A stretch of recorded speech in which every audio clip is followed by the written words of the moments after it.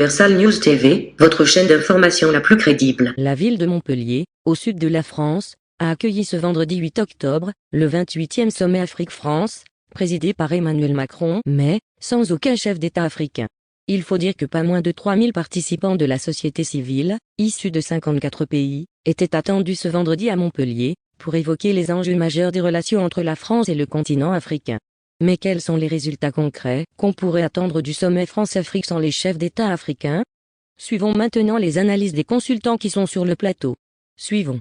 Et nous sommes avec Credo Tété, journaliste spécialiste de l'Afrique, et Amadou Sadjo-Barry, professeur de philosophie, chercheur en éthique des relations internationales. Bonsoir messieurs, et merci d'être avec nous ce soir sur RT France. Je voudrais pour commencer vous faire réagir sur les propos d'Emmanuel Macron qu'on a entendus. Notre pays, la France, s'est construit dans ce rapport à l'Afrique, qu'on ne peut pas avoir un projet d'avenir pour la France si elle n'assume pas sa part d'africanité. Comment est-ce que vous avez accueilli ces propos du chef de l'État, Credo Tété? Oui, il faut dire que le chef de l'État français est conscient d'une situation, c'est qu'il faut refonder la relation avec le continent africain. Et cette refondation ne passera qu'avec l'appui de cette jeunesse dynamique qui aspire au développement de l'Afrique. Donc, Emmanuel Macron ne peut pas dire autre chose que de faire un plaidoyer dans le sens de cette refondation, de cette relation France-Afrique. On se souvient de ce discours d'Emmanuel Macron en octobre 2017 à Ouagadougou. Il avait promis de dépoussiérer les relations entre la France et le continent. Il avait annoncé aussi des actions symboliques, élaboration d'une nouvelle politique patrimoniale en direction de l'Afrique avec la restitution d'œuvres d'art à leur pays d'origine. Il a d'ailleurs annoncé tout à l'heure la restitution au Bénin de 26 œuvres d'art pillées au palais d'Abomey. Refonte annoncée aussi en 2017 du franc CFA. Amorce d'un travail mémoriel portant notamment sur le rôle de la France durant le génocide des Tutsis au Rwanda en 1994. Amadou Sadjo-Barry, est-ce que vous direz que la France a aujourd'hui changé sa vision de l'Afrique ? Écoutez, tout d'abord, on peut apprécier les propos du président Macron en disant que d'un point de vue historico-politique, évidemment que le devenir de la France a été toujours lié au devenir politique et social de l'Afrique. En ce sens-là, donc, il y a une responsabilité de la part de Paris que de tirer les leçons d'une histoire commune afin, bien sûr, de penser un destin commun entre la France et même, je dirais, entre l'Europe et le continent africain de manière générale. Par ailleurs, il faut voir aussi que quand même, c'est cette histoire, cette dimension historique et politique qui a été quand même entachée par des rapports de domination et une forme d'asymétrie du pouvoir entre Paris et son précaré français en Afrique. Et donc, est-ce que là, il y a changement? Il faudrait voir toute la manière dont la dimension symbolique ici, la restitution d'œuvres d'art, la question du franc CFA par exemple, dont toute la question de la justice, sur le plan de la mémoire, notre mémoriel, comment elle pourrait structurer une future politique étrangère de la France, ce qui est loin d'être encore le cas. Emmanuel Macron a choisi de n'inviter aucun président africain. C'est donc la société civile qui a été mise à l'honneur aujourd'hui. Qu'est-ce qu'elle attend, cette jeunesse africaine de la France aujourd'hui, Credo Tété, très concrètement? Non, mais il faut dire que cette jeunesse africaine attend une sincérité, une franchise de la part de la France dans ses relations avec les États africains. Il faudrait que, pour une fois, la France soit vraiment sincère et que la France fasse les choses comme cela se doit. Mais si ça passe par quoi, cette franchise, cette sincérité, selon vous ? Par un franc-parler et par une dynamique de responsabilisation des deux côtés. Donc le rapport de domination de la France sur l'Afrique devrait être banni. Et cela va encourager ces relations entre les États africains et la France. Et nous avons vu ces derniers moments le développement que nous avons eu sur le continent africain, notamment dans la région ouest africaine, où la France peine à se définir. Je voudrais citer le cas du Mali et de la Guinée-Conakry sur le plan politique. Donc il va falloir que la France réinvente un tant soit peu la roue, mais cet exercice ne devrait être basé que sur la franchise, le respect de l'Africain, du continent africain, et puis le respect des valeurs africaines. Vous partagez ce point de vue, Amadou Sadjo-Barry? Vous considérez que la France a manqué de franchise et que c'est peut-être ça aussi qui a contribué à la détérioration des relations? Écoutez, moi, je ne partage pas tout à fait cet avis parce que ce n'est pas la France de changer la dynamique à l'intérieur du continent africain. Je pense que d'ailleurs l'idéal du renouveau de la France-Afrique n'est pas récent. Pensons au discours de La Baule, au discours de Nicolas Sarkozy très controversé à Dakar, le discours de Ouagadougou. Donc l'idéal de renouveau en termes de politique étrangère n'est pas neuf. Et la promotion, enfin la promotion des bonnes valeurs comme la gouvernance ou en tout cas de refonder la France-Afrique sincèrement sur le plan discursif, il n'y a rien de nouveau. Par ailleurs aujourd'hui, moi ce qui aujourd'hui m'interpelle, c'est la manière dont de l'intérieur de l'Afrique se pose la question des relations de domination avec la France, mais aussi les grandes puissances. Lorsqu'on voit, par exemple, que l'Afrique des politiques, parce qu'il faut distinguer trois Afriques aujourd'hui, l'Afrique des sociétés civiles, l'Afrique des savoirs et l'Afrique des politiques. À l'intérieur de l'Afrique, il n'y a pas de passerelle, il y a une crise de communication, une fracture entre l'Afrique des sociétés civiles, l'Afrique du savoir et l'Afrique des politiques. L'Afrique des politiques se comporte depuis les indépendances d'une manière autoritaire, entretiennent de l'intérieur des pays africains des structures une diplomatie de dépendance qui ne favorise pas une restructuration des rapports sur le plan international. Donc ce n'est pas à Paris de simplement assumer sa part africaine de l'Europe. Il faut aussi qu'à l'intérieur des pays africains aujourd'hui, nous prenions au sérieux la question de notre devenir humain, politique et social, indépendamment justement de nos relations avec le monde. C'est pourquoi il faut aujourd'hui sortir, me semble-t-il, momentanément du moins, du concept Afrique-Monde, pour développer une perspective afro-centrée sur la manière dont l'Afrique devrait s'organiser sur le plan politique afin de relever les défis et les enjeux liés aux relations internationales.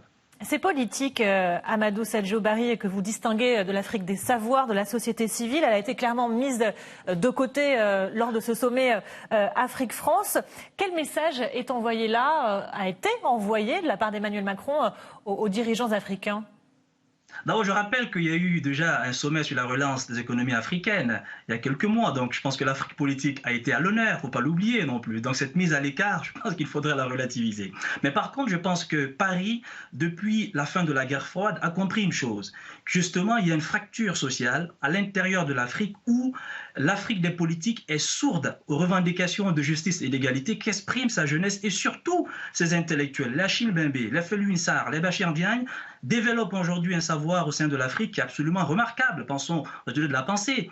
Mais les politiques publiques en Afrique ne sont pas malheureusement informées par le savoir. Et je pense que la diplomatie française, avec les sentiments anti-français, la difficulté de l'opération Barkhane, et tout ça aujourd'hui, est conscient de cette fracture qui travaille le continent depuis les indépendances. Donc il y a là, me semble-t-il, une manière de procéder à travers le symbolique pour réaménager la politique étrangère de la France en Afrique. Et toute la question, je termine de savoir, est-ce que ce détour symbolique peut justement entraîner une mutation politique? C'est ce qui me paraît tout à fait difficile parce qu'on peut bien restituer les œuvres d'art, mais tout à fait avaliser le coup d'État à la Constitution au Tchad et soutenir des régimes autoritaires au Congo-Brazzaville et aussi lutter avec la Russie pour essayer d'imposer un Premier ministre en Centrafrique. Donc les deux peuvent s'intégrer dans une logique où la France joue le symbolique, mais aussi essaye quand même de prendre en considération l'environnement international pour essayer de mieux se repositionner en Afrique où, rappelons-le, son exclusivité est davantage contestée.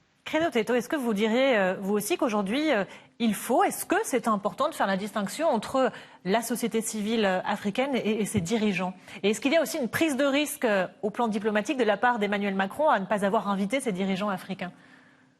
Non, je crois que le président français a le choix d'inviter les chefs d'État africains ou non, mais s'il a fait justement ce choix de dialoguer avec la jeunesse, avec la société civile, donc c'est qu'il est conscient que la société civile regorge de potentialités et il faut aller à la source pour essayer de diagnostiquer les véritables problèmes. Mon co-débatteur, il l'a dit tout de suite, il y a l'Afrique politique, donc c'est dire qu'au niveau des chefs d'État, il y a des décisions qui sont prises qui globalement ne prennent pas en compte les aspirations des organisations des sociétés civiles au niveau pays, au niveau Afrique. Donc il va falloir diagnostiquer le mal à la racine, essayer de voir comment est-ce que les sociétés civiles africaines s'expriment, relever leurs réels besoins pour essayer de faire quelque chose de potable avec elles. Donc là, c'est une impérieuse nécessité pour la France, le chef de l'État français, de dialoguer avec la société civile. Ça lui permettra d'ouvrir grandement les yeux et les oreilles pour recevoir, disons, les compléments d'information ou bien les propositions de ces sociétés civiles et de ces organisations de jeunesse qui sont assez dynamiques, qui au niveau du continent africain ne sont pas nécessairement entendues par les dirigeants. Et c'est à destination de cette société civile africaine que la France va débloquer un fonds d'innovation pour la démocratie, ce sont les termes employés, un fonds de 30 millions d'euros pour soutenir cette jeunesse, notamment africaine. Est-ce que cela aussi, ça participe, Amadou Sedjobari, est-ce que ça participe concrètement à ces nouveaux rapports entre la France et le continent africain? Rappelons aussi que ce fonds d'innovation pour la démocratie aura une gouvernance indépendante. Oui, je pense que quand même, il faut saluer certains gestes du président Macron. Et c'est en cela qu'Achille Mbembe a pu dire que le président Macron a un nouveau regard sur le continent. Ce n'est pas tout à fait faux de la part du professeur Mbembe. Par ailleurs, les fonds d'aide à la démocratie, je veux dire, les États-Unis ont déjà un cas similaire avec le MCC, le Millennium Challenge Corporation. Mais on constate dans la dynamique politique et les logiques, parce qu'il faut le dire encore, c'est-à-dire que le changement en politique étrangère n'est pas simplement dû à des facteurs interne à l'Afrique, c'est aussi à des facteurs externes, la lutte hégémonique entre les grandes puissances, les rivalités aujourd'hui en termes de contrôle du continent que même des nouvelles puissances comme les Émirats arabes unis, le Qatar et même Israël aujourd'hui déploient sur le continent. Donc oui, il y a un fonds d'aide pour soutenir une jeunesse active, et c'est vrai tout à l'heure, il y a une société civile, pas dans tous les pays africains, qui est quand même qui est dynamique en termes de promotion des valeurs humanistes et de la bonne gouvernance. Donc là-dessus, ce fonds-là est bienvenu. Mais la question, c'est de savoir quel pourrait être le lien entre ce fonds pour la démocratie et justement les transformations sur le plan politique. C'est là la grande question, parce que je pense qu'il ne faudrait pas simplement rester à cette dimension symbolique. L'histoire des relations internationales nous montre que les fonds d'aide eux-mêmes peuvent être instrumentalisés dans une perspective qui vise à soutenir des dictatures. Et là-dessus, il faut voir quand même que la position actuellement où le sommet a lieu, vous avez quand même une crise avec le Mali et l'Algérie. Dans les mois précédents, il y a eu le soutien sur le coup d'État constitutionnel au Tchad. Donc, il y a quand même là des éléments qui montrent que ce n'est pas les phénomènes à l'intérieur de l'Afrique qui peut conduire à une transformation des relations avec la France. C'est aussi l'environnement international que malheureusement, l'Afrique des politiques n'arrive pas à contrôler et n'arrive pas à penser. Il y a une crise de l'imagination. Il y a une crise de l'imaginaire du politique en Afrique depuis les indépendances qu'il faut aussi penser. Un tout dernier mot assez rapidement, si vous le voulez bien, avec vous, Credo Tété, pour conclure. Est-ce que vous pensez que ce sommet, comme tant d'autres, peut cette fois-ci conduire réellement à l'amélioration des relations entre l'Afrique et la France ?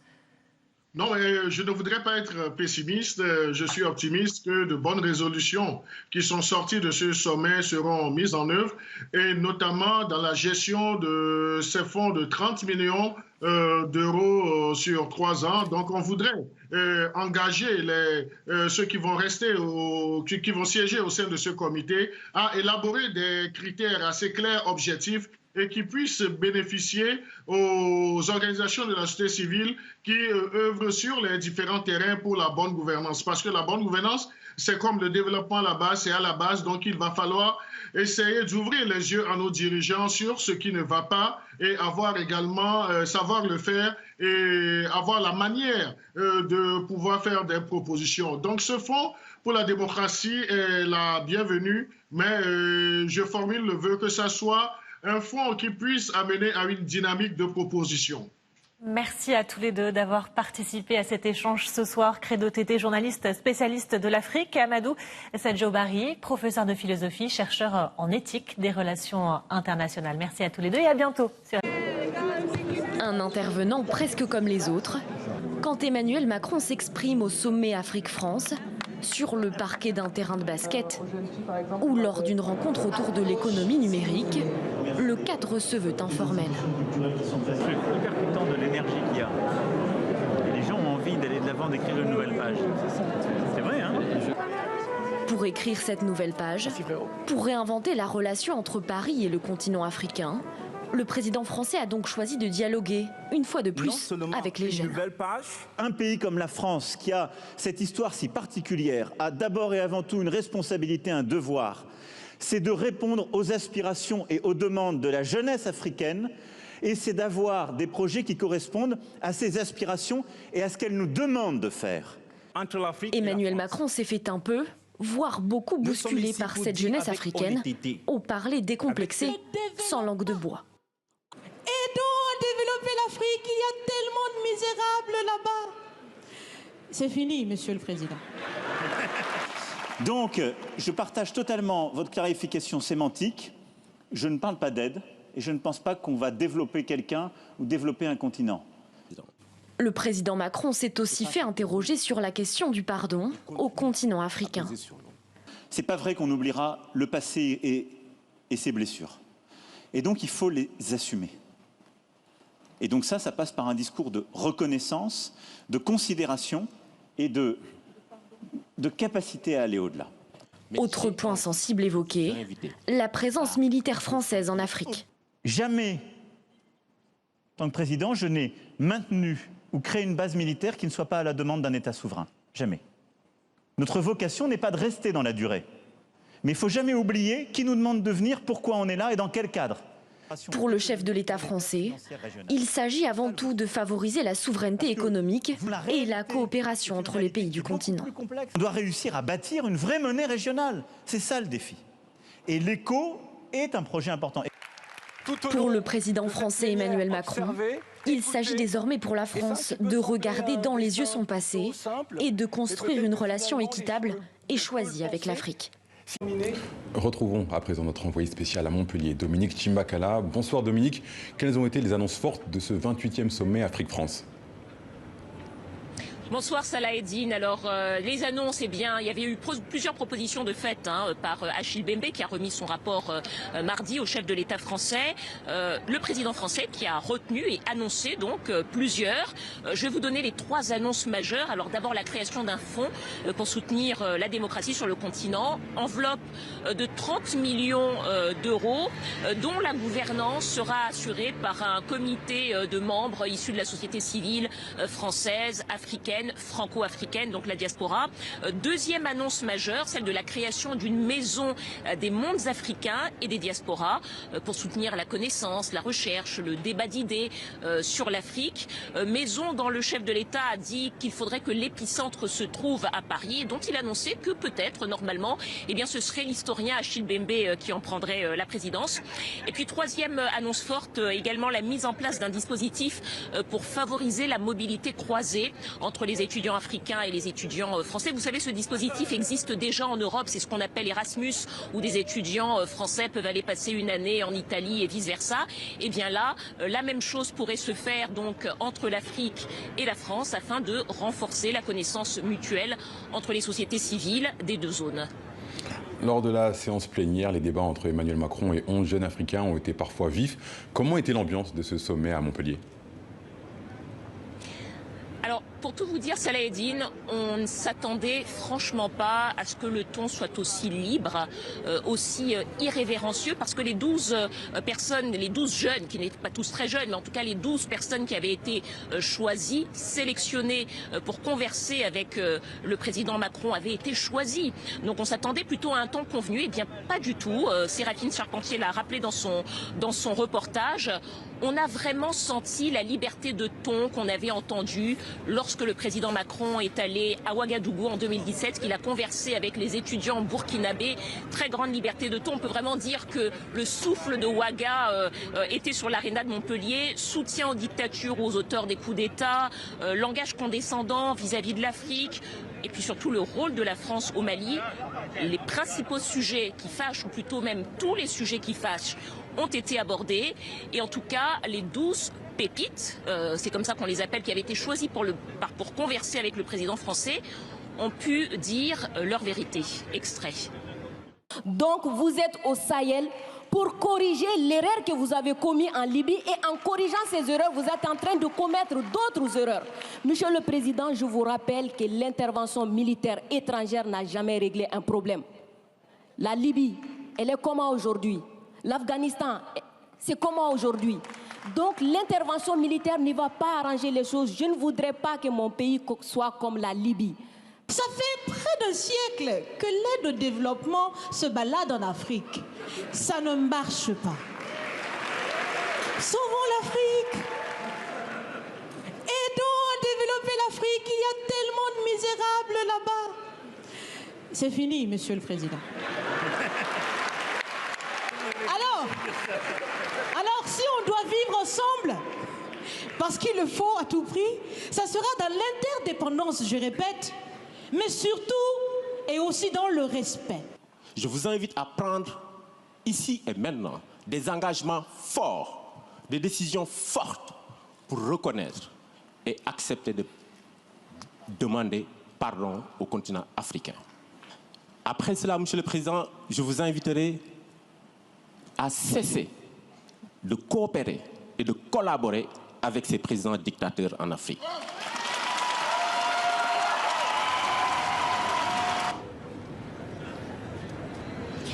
Bon, alors vous avez vu, hein, ça décoiffe. D'ailleurs, le président Macron s'est lui-même dit bousculé à certains moments.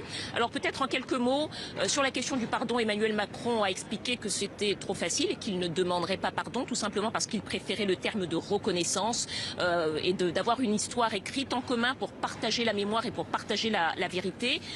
Quant au reste, eh bien, on a retrouvé certains de ces participants à cet échange avec Emmanuel Macron et ils se sont dit plutôt satisfaits d'avoir pu exprimer leur vérité. On les écoute. Moi, j'ai envie de dire, c'est fini l'aide au développement. Ça n'a pas de sens. Tant qu'on continue à se leurrer, qu'on est en train de venir en aide à l'Afrique, qu'on est en train de sauver les Africains, alors qu'en Afrique, nous, on vit bien. On a des vies. On n'est pas des miséreux dont on présente un peu cette image. Et c'est ce que j'ai envie de dire ce soir. Arrêtez ça. Tant que vous continuez dans cette mascarade, on ne peut pas envisager une relation avec vous. Parce qu'il faut déjà ce changement de perception. Il faut une valorisation des uns et des autres. Tant qu'on n'a pas ça, on ne peut rien construire. J'avais envie de lui dire que habituellement la France est ambiguë sur des questions sur lesquelles elle pourrait être plus claire. C'est-à-dire les tripatouillages constitutionnels en Afrique sont récurrentes et c'est devenu la façon par laquelle beaucoup de dirigeants restent au pouvoir. Mais j'ai précisé au président que nous ne demandons pas à la France de s'occuper de cette question-là directement, parce qu'il nous revient la responsabilité de le faire. Et nous le faisons d'ailleurs, nous n'attendons personne pour le faire. Mais en tant que partenaire, nous voulons que la France se positionne sur tout ce qui est en rapport avec les tripatouillages constitutionnels qui visent à confisquer le pouvoir par des personnes. Voilà, c'est comme ça que s'est achevé ce nouveau sommet Afrique-France de Montpellier. C'était vraiment un moment, sinon historique, en tout cas du moins inédit, très intéressant par les échanges, par la liberté de ton. Mais maintenant, tout reste à faire.